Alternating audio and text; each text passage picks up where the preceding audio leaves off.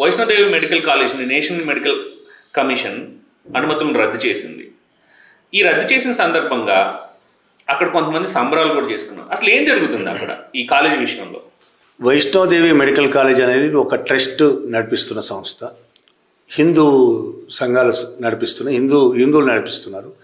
ఆ ట్రస్ట్ అనేక ఫండ్స్తోని విరాళాలు సేకరించి మెడికల్ కాలేజ్ పెట్టింది. ఆ అనుమతులు తెచ్చుకొని మెడికల్ కాలేజ్ స్టార్ట్ చేసింది. ఈ మధ్య 2025కు సంబంధించి స్టూడెంట్స్ని చేర్చుకున్నారు. అయిపోయిన తర్వాత నేషనల్ మెడికల్ కమిషన్ ఎంబీబీఎస్ కోర్సును రద్దు చేసింది. అక్కడ కారణాలు ఏం చెప్పిందంటే, ఎన్ఎంసి కాలేజీల్లో మౌలిక సదుపాయాలు లేవు, లోపాలు ఉన్నాయి. అర్హత కలిగిన ఫుల్ టైం బోధనా సిబ్బంది లేదు, సరిగ్గా లేదు అని చెప్పింది. క్లినికల్ మెటీరియల్ కూడా తగినంత లేదు, రెసిడెంట్ డాక్టర్ల సంఖ్య తక్కువ ఉంది.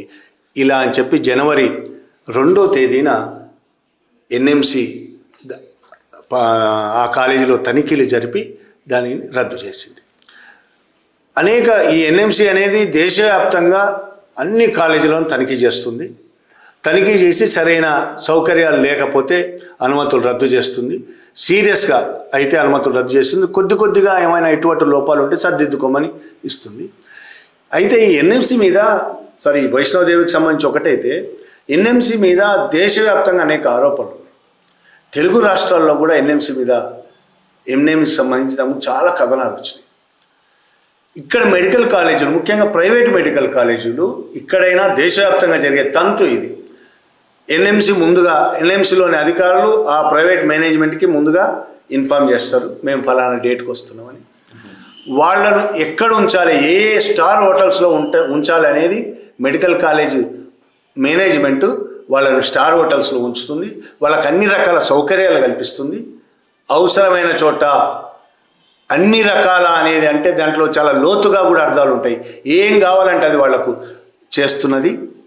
వాళ్ళు ఇక్కడికి తనిఖీకి వచ్చే టైం కల్లా అంతకుముందు లేని ప్రొఫెసర్లు వస్తారు, లేని పేషెంట్లు వస్తారు, లేని బెడ్లు వస్తాయి, అంతకుముందు ఉండని ఎక్విప్మెంట్స్ అన్నీ వస్తాయి, అన్నీ పర్ఫెక్ట్గా ఉంటాయి.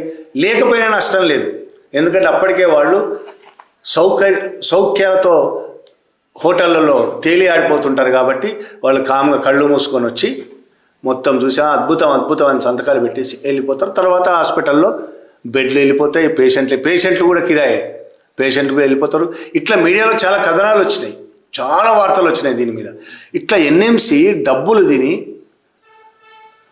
వాళ్ళు పెట్టే సౌఖ్యాలు, వాళ్ళ అందించే సౌఖ్యాలకు లొంగిపోయి అన్నిటికీ సంతకాలు పెట్టేసి చేస్తారు అనే ఒక నిందనా నిజమా ఇప్పుడు తేలలేదు. ప్రభుత్వం ఎట్లా తేల్చే పరిస్థితి లేదు.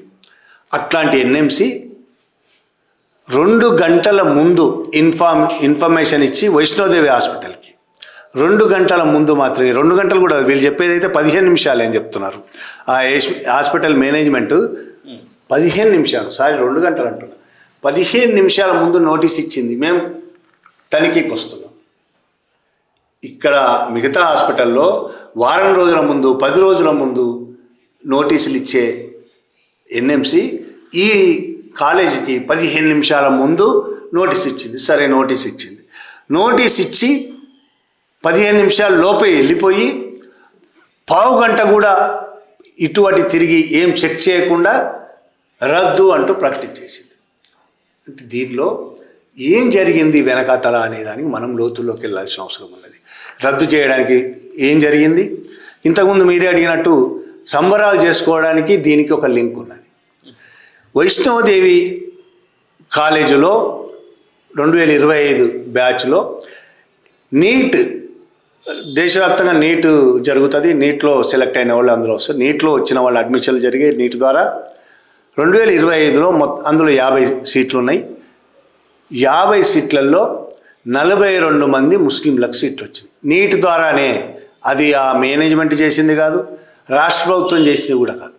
నీట్ ద్వారా, నీట్ అంటే కేంద్ర ప్రభుత్వమే చేస్తుంది కదా, జాతీయ స్థాయిలో జరుగుతుంది. నీట్ ద్వారా 42 మంది ముస్లింలు ఎంపికయ్యారు, ఆ సీట్లు వచ్చినాయి. 7 హిందువులకి, 1 సిక్కుకి సీట్లు వచ్చినాయి. అంటే మెజారిటీ ముస్లింలకు సీట్లు వచ్చాయి. అక్కడ స్టార్ట్ అయింది అసలు సమస్య.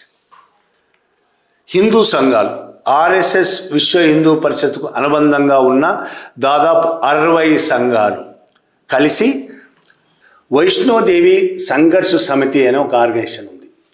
ఆర్ఎస్ఎస్ విశ్వ హిందూ పరిషత్ తదితర బీజేపీ అనుబంధ ఆర్ఎస్ఎస్ అనుబంధ సంబంధించి 60 సంస్థలు కలిపి ఏర్పాటు చేసుకున్నది వైష్ణోదేవి సంఘర్ష్ సమితి.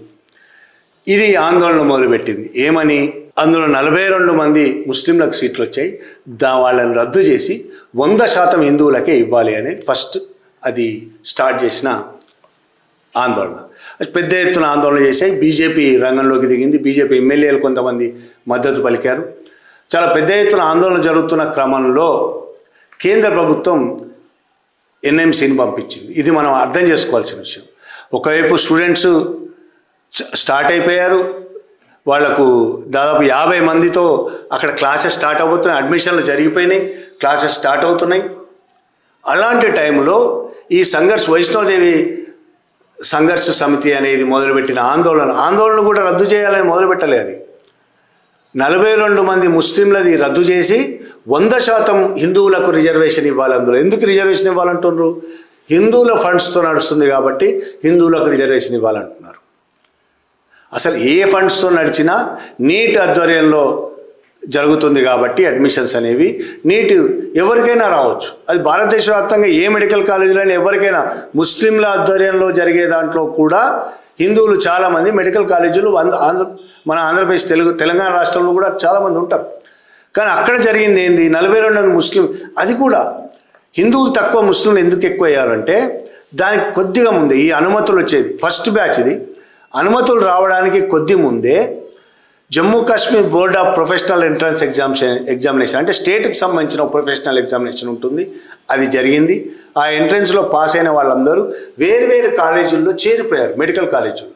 అందులో హిందువులు చాలామంది ఉన్నారు, ముస్లింలు ఉన్నారు, హిందువులు ఉన్నారు. చాలామంది వేరే కాలేజీలో చేరిపోయారు. మిగిలిన వాళ్ళే నీట్ ద్వారా ఎంపికైన వాళ్ళు ఈ కాలేజీకి వచ్చారు. అప్పటికే చేరిపోయిన వాళ్ళు మళ్ళీ వదిలేసి ఈ కాలేజీకి రాలేరు కనుక అందులో హిందువులు తగ్గిపోయారు. ఇది ఈ హిందూ సంఘాలకు కోపం అయిపోయింది. 42 మందికి ఒక్కసారి జమ్మూ కాశ్మీర్ నిజం చెప్పాలంటే ముస్లిమ్స్ ఆధిక్యతలో ఉంటారు, ఎక్కువ మంది ఉంటారు.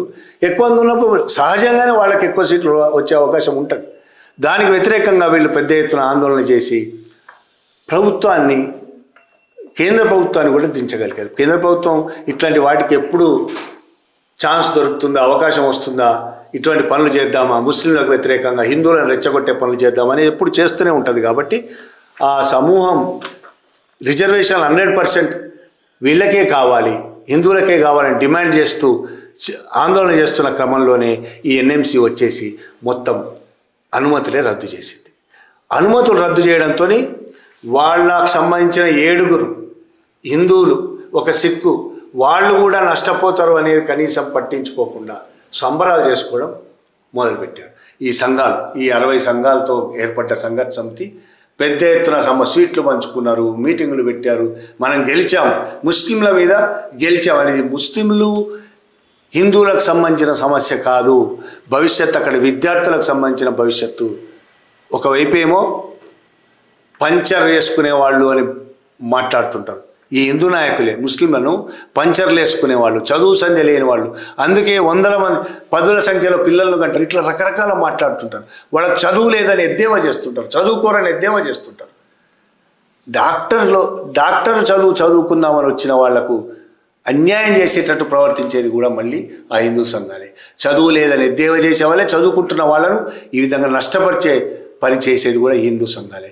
ఇది దుర్మార్గమని దేశవ్యాప్తంగా విమర్శలు వస్తున్నాయి. జమ్మూ కాశ్మీర్లో కూడా అక్కడ ప్రభుత్వంలో ఉన్న పార్టీ, ప్రతిపక్ష పార్టీ, కాంగ్రెస్ పార్టీ, సిపిఎం అక్కడ ఉన్న వాళ్ళందరూ తీవ్రంగా ఖండిస్తున్నారు. ఇది రాజకీయ ఒత్తిళ్ల వల్లనే ఈ విధంగా జరిగింది అనేది అందరూ విమర్శిస్తున్నారు. అందరే కాదు, ఆ Vaishno Devi college, medical college trust ఏదైతే ఉందో దాన్ని నడిపిస్తున్న చైర్మన్ హిందువే. అతను కూడా చాలా స్పష్టంగా పేర్కొన్నాడు, ఇది రాజకీయ ఒత్తిళ్ల వల్లనే మా కాలేజీ అనుమతి రద్దు చేశారు తప్ప మా కాలేజీలో లోపాలు ఉన్నాయని కాదు. మా కాలేజీలో లోపాలు ఏమీ లేదు. 15 నిమిషాల నోటీస్తో ఆ విధంగా కావాలని చేశారు వాళ్ళు. ఏ లోపాలు లేకుండా కూడా రద్దు చేశారు. ఇది రాజకీయ ఒత్తిడితోనే జరిగిన రద్దు అనేది చాలా స్పష్టంగా చెప్తున్నాడు. ఈ దేశంలో మతాల పేరుతో చేస్తున్న రాజకీయాలకు, జరగబోయే సామాజిక నష్టాలకు ఇది ఒక మంచి ఉదాహరణ. Thank you.